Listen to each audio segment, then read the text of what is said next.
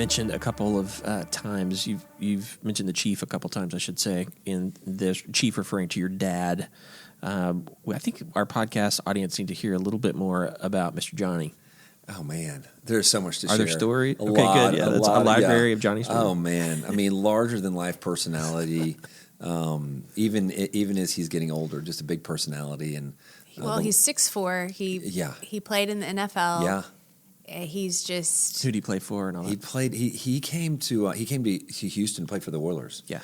Back in the 60s. Yep. And anyway, that's a funny story, too. But he played with Houston, got traded to San Diego, and said, I got back to Houston just as fast as I could. Got it. And it was around that, right before that, that he had met my mom. And so they've got a sweet relationship, and I love them so much. But, yeah, lots to share about the Chief.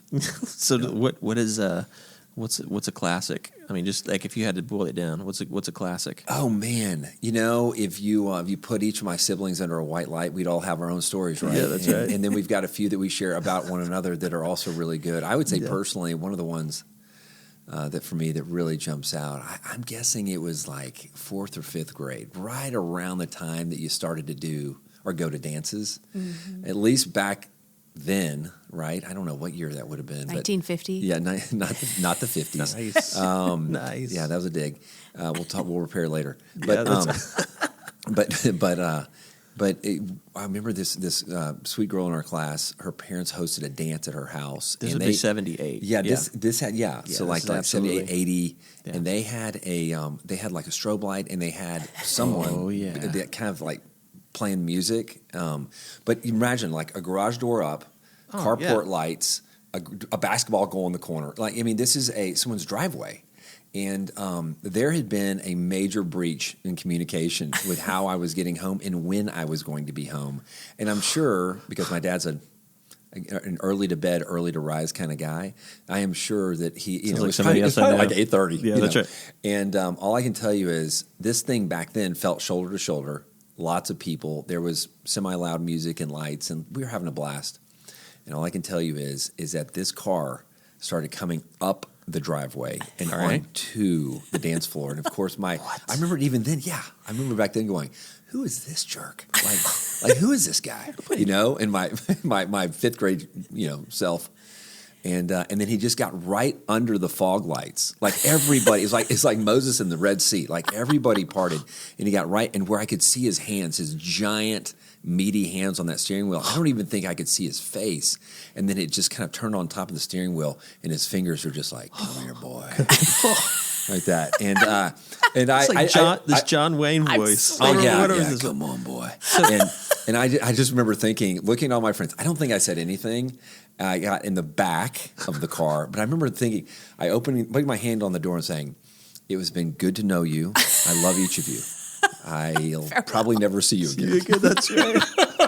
See you in high school. Yeah, that's right. See you in high school if I live that long. Oh my God. So that's one. You weren't. You were supposed to be there, but I was supposed to be there. But there was a breach, right? Like a breakdown in communication. I see. A friend's mom was supposed to pick us up. Didn't happen.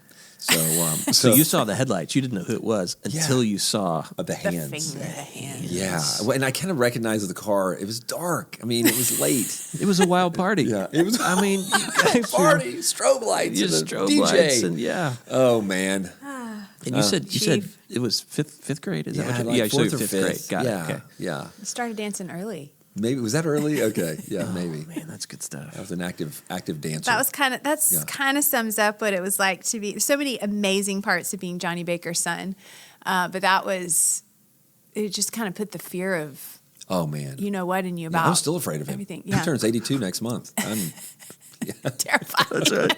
That's right. Yeah. When those fingers come up, come here, boy. Come here, boy. Yeah. That was not the first or the last time I saw that. But I think so much of your work and what we want to talk about today, just becoming a secure spouse, is centered around this work of repair. Yeah. Because we all have, for you, a lot of this concept of repair happened around just that relationship with your dad. And instead of hearing, when we would have disagreements, instead of you hearing my voice, instead of you hearing your dad's voice, you had to learn to hear my voice and how I was different, But that started with you really learning how to repair, first with the Lord and then with There's no together. doubt. I mean, I think you would begin to pull on that thread. I mean, when we would have, like, when there would be conflict in our relationship, it pressed on something that oftentimes you could follow the thread, and it would lead to like the leg of a stool that my father was sitting on, right? I mean, that's probably the easiest way to describe it. And you're right. I mean, I could often hear from you disappointment that I would maybe project in what I felt like maybe was his disappointment of me. Yeah. That's such a great place for us to start here in this episode, is to really begin to talk about some of the practical steps that we can take toward repair, especially repair in our marriage, in our marriage relationship. Jason, tell us a little bit about, if you would, just really some steps that you would recommend, healthy steps toward repair in your marriage. Yeah. For me at least, often repair work has sort of centered around just the anger that I've experienced, right? And then you do ask that question. I know we talked about this on a previous episode, which is like there's the anger and there's the thing below the anger, and what really is that? And so I think it's important to develop a language around that and to understand those triggers. I know we've used that word a lot, but it's true especially for men. I think the other thing too is to give yourself some grace. And just understand that, look, man, opportunities for repair face us daily. Yeah. I mean, there are, and some can feel really, really obvious, and some can feel a lot less obvious. And so I think that just a reminder, like, hey, there's grace in this, but to be in the practice of making repair. Yeah. I think that is a really helpful step. And then again, a really important reminder is, that there is no situation or no relationship that is beyond repair, regardless of the distance or the time that's expired. Yes. My counselor buddy, the former pastor, he said something to me in relationship to my father, and he brought up something that had happened 40 years ago. And he said, just imagine, if you're curious how this plays out, just imagine that he came back to you in that situation and was working on repair with you on something that happened 40 years ago. How would you respond? I said, man, if he came back and said, I'm sorry. Yeah, I'm as sorry. As an 82-year-old. Yeah, I drove up in your really sorry. fifth grade party. Yeah. right. How would that make you feel? And I said, man, it would be incredible. So that was a sweet reminder that again, no situation and no relationship is beyond repair. And it's never too late. Even if something happened, if you're an adult parent with adult kids, or you have grandkids, it is not too late to go back to your kids and say, I'm sorry. And or back with your spouse, something that happened years ago. Repair has to be an essential part of our vocabulary and daily life. That's so good. So what I hear you saying is that it's got to be a function of a natural daily rhythm. There's a daily awareness to opportunity for repair work to happen in your relationship. So you need to be looking. In other words, I hear you say that it's good to be looking for those opportunities each day, first of all. Second of all, what I hear you say is there's a real, there's not an expiration date. Right. There's not an expiration date. Yeah. In other words, some would call it digging up bones, or some would call it going and digging up the past or unearthing the past. But I think the way that you're, rendering the situation is that it's never too late. Just like, we're talking about, it's never too late to be able to go back and address some kind of pain, and seek to heal it. It's amazing. Just this week, Steve and I had a conversation with a friend, a very unexpected conversation, and he made a comment. He just said, he goes, is everything okay in our friendship? And I said, I think so. And he made a comment about a conversation that we had in December that I didn't even remember, but that it had built something, that it created something in his heart. And he goes, I've just sensed this. I just wanted to kind of talk to you about it. And I just think as we move on with the Lord, as we mature, again, there's a humility that comes with it, right? But hopefully, too, there's a carefulness that you develop in terms of relationship just in general. And it's almost like reading the room and being able to see like what's going on in other people's hearts and what's also happening in my heart. And am I in a spot where someone could have this kind of conversation with me? I didn't understand, as he reminded me about this conversation, I didn't understand how what I might have shared might have affected him that way, but it doesn't matter. I mean, God is in control of his heart. I'm not. And all I could do is tell him, I'm so sorry. I had no idea the way that I was expressing that would hurt your heart. So, but isn't it great that you got a friend that's able to bring it up? Big time, the candor and friendship, and that's I know another conversation. But yeah. So one of the something that's been very impactful for us in becoming a secure spouse and becoming a secure parent, becoming a secure spouse, becoming a secure person who's securely attached. Repair is one of those 6 essential components, according that we've learned from Adam Young and his podcast, The Place We Find Ourselves, and his website. But and in fact, that your neural networks in your brain can become stronger with the repair than if it had never happened at all. And so that gives us incredible affirmation and encouragement, like pouring courage into you as a parent, as a spouse. But you have to learn how to repair. So many of us are inept at dealing with this. And I think the first thing is just being willing to be honest and own your stuff. Being willing to be humble enough to say, I'm sorry, that was wrong, regardless of whether you feel like the other person was at fault or not.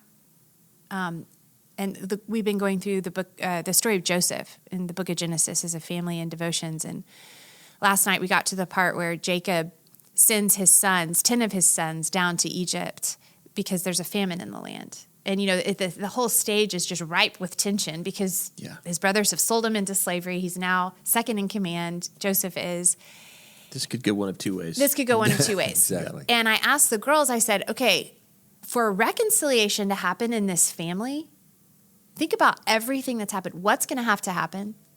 And one of my girls said, a miracle.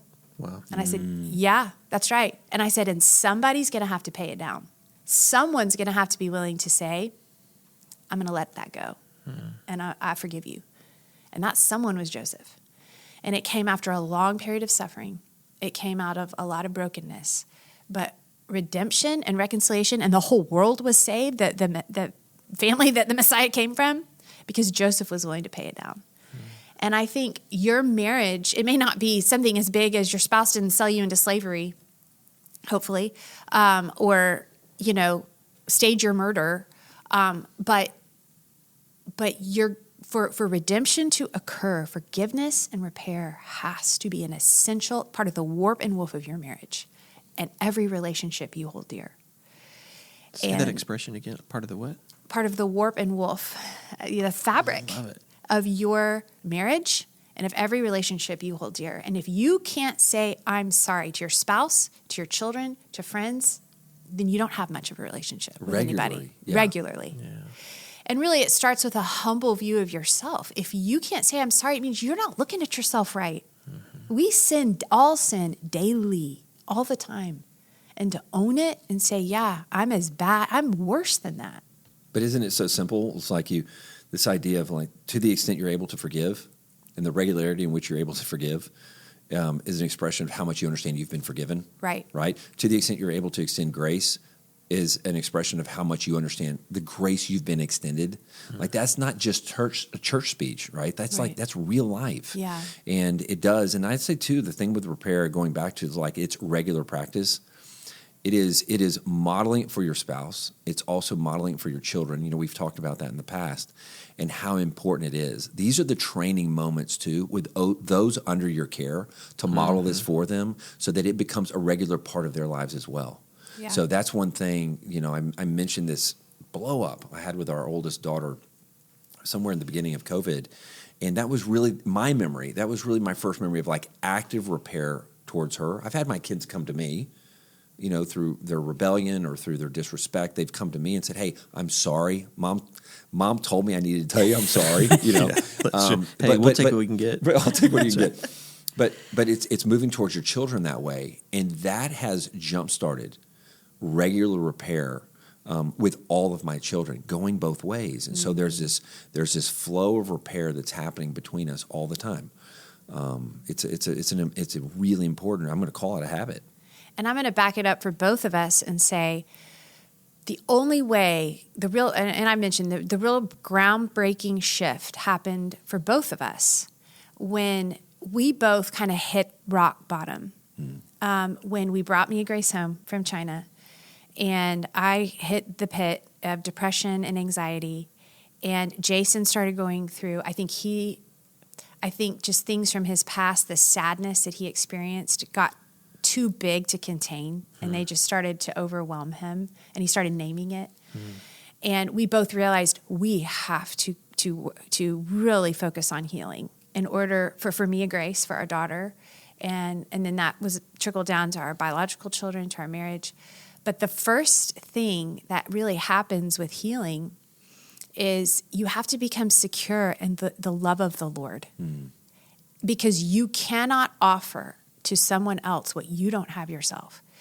And if you can't offer forgiveness to someone, like Jason said, if you can't offer it to your spouse, if you can't offer it to your children, if you can't offer it to your friends, it's because you haven't tasted it yourself. And so the first step of repair is really sitting down at the table of the Lord and understanding you're a sinner in desperate need of grace and receiving it. And there's nothing that you can do to disqualify you from grace. And for me, I'll just speak for me, I had to mess up. I hurt someone in my life, and they just weren't able to forgive, weren't able to extend that grace. And it kind of confirmed or affirmed everything about me that I believed to be true. You were worth rejecting. And in the midst of that was when I was really focusing in on all this secure attachment work. And to my utter surprise, the Lord didn't disqualify me. Every day he met me at the table of grace.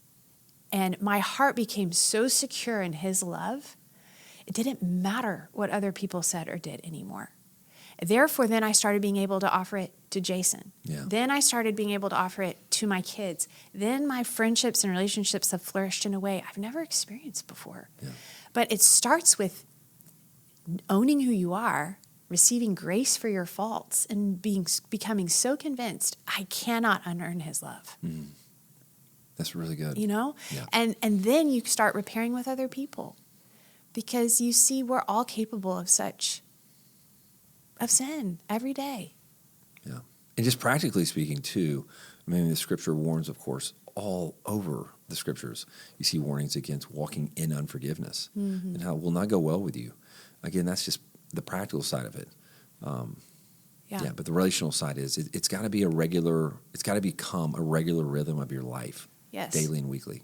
And a sermon that's really helped both Jason and I is Tim Keller talks about friendship, and I'll put that in the show notes. But he talks about the 4 marks of a friend, and it's carefulness, constancy, candor, and counsel.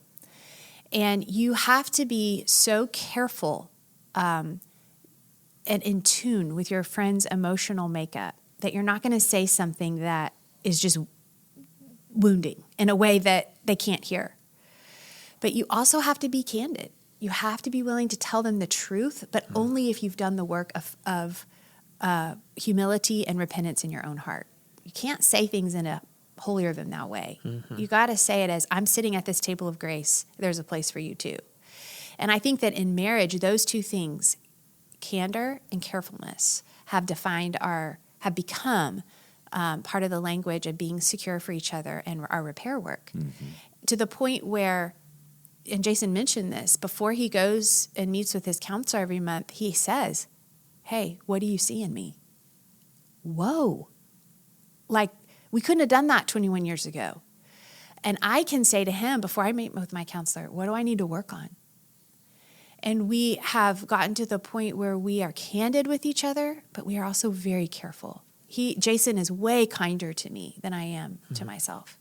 Hey, it's okay. There's grace there. Yeah. I love you. I'm for you, So developing those 2 elements, carefulness and candidness, are essential in becoming a secure spouse and in the work of repair. And it only happens through sitting at the table of the Lord. Absolutely. And I would say that if you were to ask me one thing in the last 21 years, like what's been the biggest swing, there's so many things I would be able to share in areas where I think we've both been able to grow, still imperfect, but able to grow. But I would say the biggest thing, the marker for me would be the speed in which and the frequency in which repair takes place. I think that's a big thing. Yeah, It's fantastic. It's not that we've become better people. We've become better at saying I'm sorry faster and giving each other grace. That's good. Yeah. That's so great. That's such an encouraging word for us, and I'm sure encouraging for the listeners. And just really appreciate your candor and throughout this entire season, really kind of exposing your weaknesses and exposing the things that you've had to seek repair from the Lord with, and then really then giving us these amazing tools to be able to use to return not only to the Lord, but return to each other. So it's fantastic. We are headed into our final episode. What do you think? Amazing. Yeah. We made it. Amazing. We made it. Absolutely. And that's coming up. And you still like me, babe. Thanks. Absolutely. I love you. Even more. That's right. And that's coming up in our next episode, our final episode of Never for Nothing, the podcast with Susannah Baker.